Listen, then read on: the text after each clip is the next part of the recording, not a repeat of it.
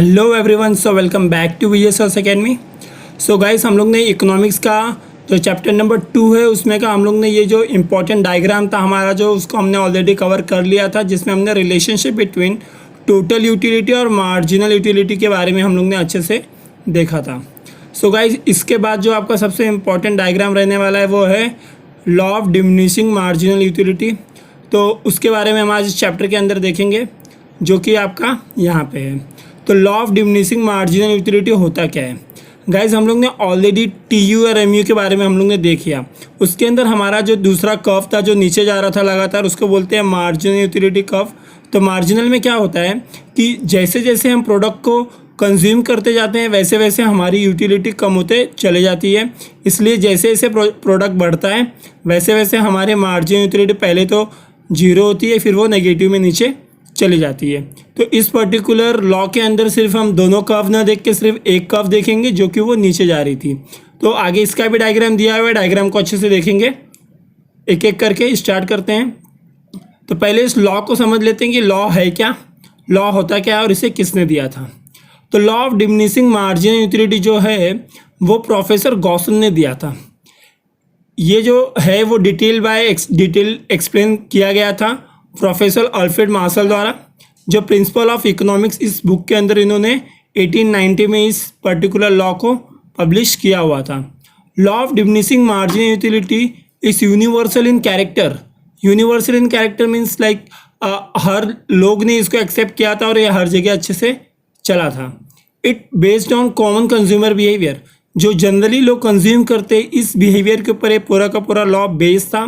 Utilities derive diminishes with the reduction in the intensity of want. जैसे जैसे हमारी चाहत बढ़ते जाती है किसी भी चीज़ को लेकर, यूटिलिटी बढ़ते जाती है, तो हम जो मार्जिन यूटिलिटी रहती है वो धीरे धीरे क्या होती है, घटते जाती है जैसे हम चीज़ों को कंज्यूम करना शुरू करते हैं। तो स्टेटमेंट ऑफ लॉ क्या है इसका? स्टेटमेंट ऑफ लॉ में अगर आप देखोगे, according to professor Alfred Marshall, इन्होंने क्या कहा था, अदर थिंग बीइंग कांस्टेंट। तो ये जो लाइन है अदर थिंग बीइंग कांस्टेंट, इसको आप अच्छी तरह से समझ लो। लास्ट ईयर मैंने जो HSC के लेक्चर में भी इसको अच्छी तरह से एक्सप्लेन किया था। तो इस चीज़ को समझना बहुत ज़्यादा ज़रूरी है कि अदर थिंग बीइंग कांस्टेंट मतलब होता क्या है। मतलब बाकी की जो चीज़ें हैं वो सेम होनी चाहिए, यानी वो चीज़ें बदलनी नहीं चाहिए। तो ये कौन सी चीज़ें हैं जो सेम होनी चाहिए? तो आगे हम इस लॉ के अजम्पशन देखेंगे और एक्सेप्शन देखेंगे। तो अजम्पशन और एक्सेप्शन हर लॉ के दो पैर होते हैं, तुम कह सकते हो, उसके बिना कोई भी लॉ खड़ा नहीं हो सकता। अजम्पशन होता है हर एक लॉ का, एक्सेप्शन होता है कुछ ना कुछ। अजम्पशन मतलब कुछ चीज़ें जो होनी चाहिए, एक्सेप्शन मतलब कुछ चीज़ें जो नहीं होनी चाहिए। क्योंकि लॉ को पूरा करने के लिए हमें कोई ना कोई अजम्पशन दिमाग में रखना होता है, क्योंकि हर एक चीज़ अगर नॉर्मल हो तो ये लॉ पूरा नहीं हो सकता। तो हम देखेंगे क्या क्या अजम्पशन है, उसके साथ हमें इस कॉन्सेप्ट को जरा ज़्यादा क्लियरली समझने में हेल्प मिलेगा। तो इसमें क्या बोला इन्होंने, पहले तो इन्होंने बोल दिया अदर थिंग बीइंग कांस्टेंट, यानी सारी की सारी चीज़ें सेम होनी चाहिए। The additional benefit person derive from given increase in stock. क्या बोला कि जैसे जैसे हमें बेनिफिट मिलते जाएगा, जैसे जैसे हमारा स्टॉक बढ़ते जाएगा। जैसे मैंने रोटी का एग्जांपल लिया था लास्ट लेक्चर में, 7 रोटी है, आप खा रहे हो, धीरे धीरे जैसे जैसे रोटी की क्वांटिटी बढ़ती जाएगी वैसे वैसे हमारा क्या होगा, उसके प्रति जो यूटिलिटी है वो कम होती जाएगी। Which person derive from the given increase in stock of thing diminishes with every increase in stock. क्या बोला, diminishes with every increase in stock. जैसे जैसे स्टॉक हमारे अंदर, लाइक हम जैसे रोटी का स्टॉक अपने पेट में इंक्रीज होते जाएगा वैसे वैसे क्या होगा, डिमिनिशेस होता है। यूटिलिटी क्या होता है, धीरे धीरे मार्जिनल यूटिलिटी जो हमारी है वो डिमिनिशेस होते चले जाएगी। Diminishes with every increase in stock that you already has. अगर दूसरे शब्दों में बोले, in other words, marginal utility that any consumer derive successive unit of particular commodity goes on diminishing as his or her total consumption of commodity increases। जैसे जैसे हमारा total consumption है वो बढ़ते चले जाएगा वैसे वैसे उस प्रोडक्ट के लिए हमारी जो मार्जिनल यूटिलिटी है वो क्या होगी, वो कम होते चले जाएगी। In short, the more of things you have the less you want to have more of it. क्या बोला कि जैसे जैसे तुम चीज़ों को ज़्यादा से ज़्यादा खाओगे उस चीज़ के प्रति तुम्हारी चाहत कम होते चले जाएगी। तो हम क्या होने लगते हैं, हम सेटिस्फाई होने लगते हैं, हम उन चीज़ों की चाहत कम होते चले जाती है।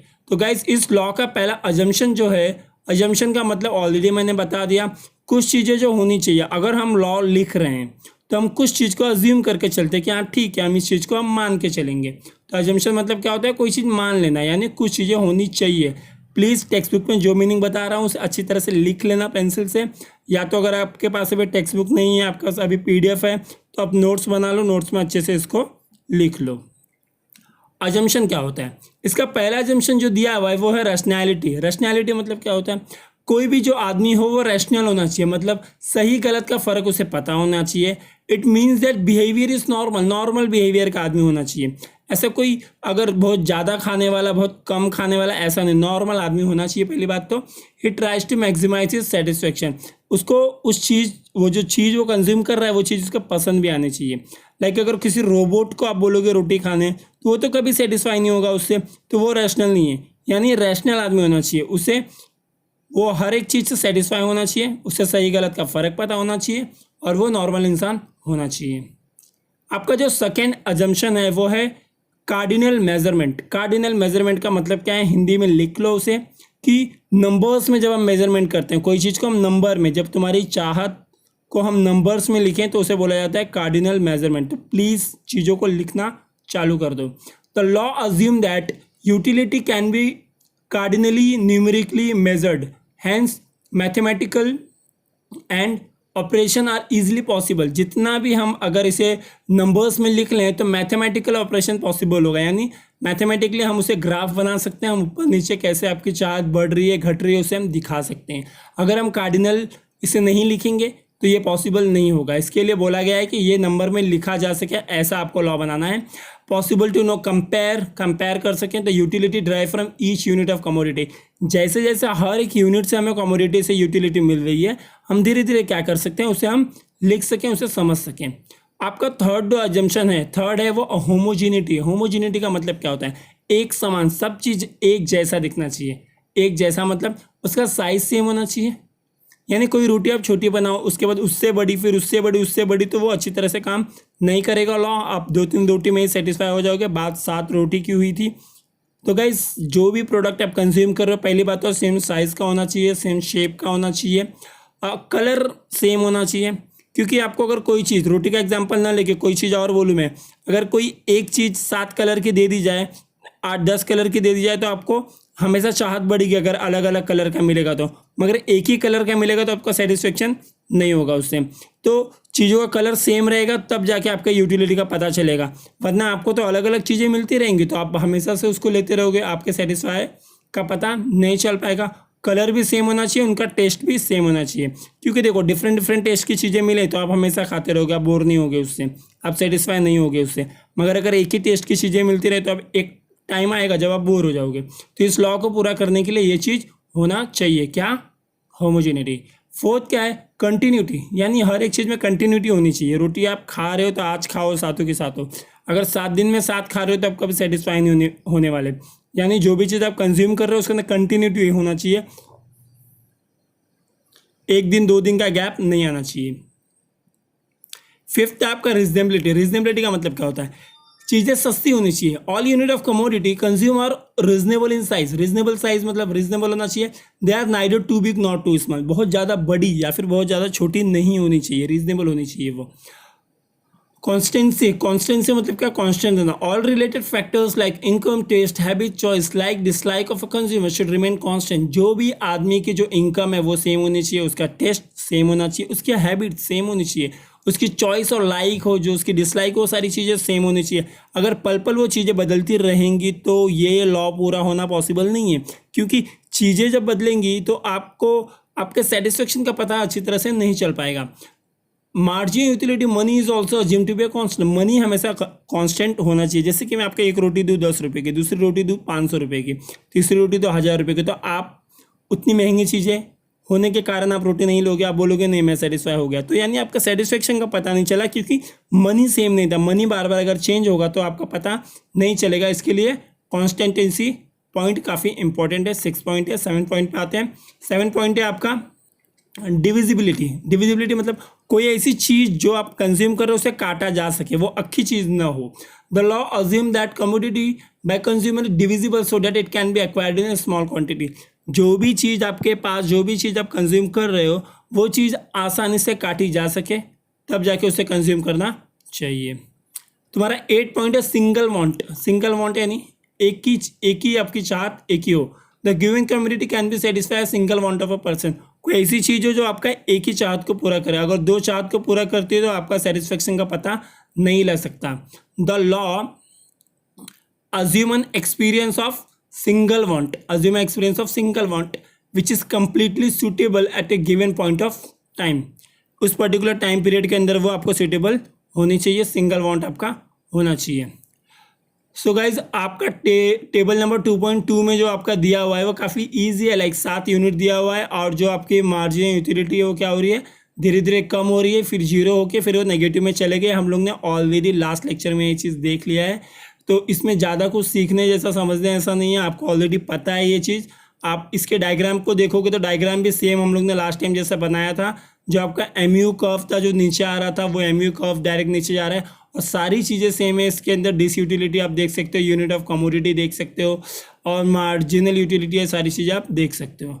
एक्सप्लेनेशन डायग्राम का सेम ऑलरेडी मैंने बता दिया है कि एक्स एक्सिस क्या है, वाई एक्सिस क्या है, MU आपको कहाँ लिखना है, ग्राफ क्या है और किस तरह से आपका कर्व स्लोली नीचे आएगा। Curve slope downward from left to right, याद रखना है ये चीज़ को अंडरलाइन करके अच्छी तरह से।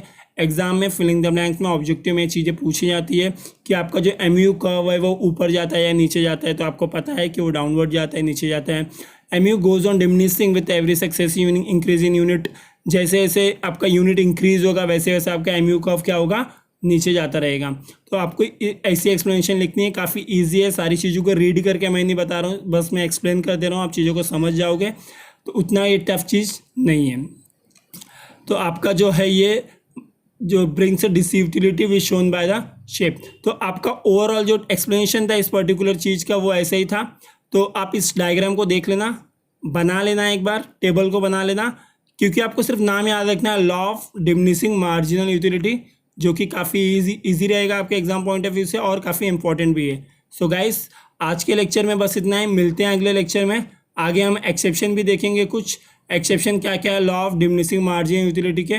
एक्सेप्शन मतलब ऑलरेडी आपको मैंने बता दिया है, कुछ चीज़ें जो होनी चाहिए नहीं होनी चाहिए, कुछ चीज़ें जो आपकी नहीं होनी चाहिए उसको बोला जाता है एक्सेप्शन ऑफ मार्जिनल यूटिलिटी। तो इस लॉ के बारे में हम लोग अगले लेक्चर में देखेंगे। तब तक के लिए bye bye, take care, see you and be safe, be at home. Channel को सब्सक्राइब कर लेना, वीडियो को ज़्यादा से ज़्यादा शेयर करना। Thank you.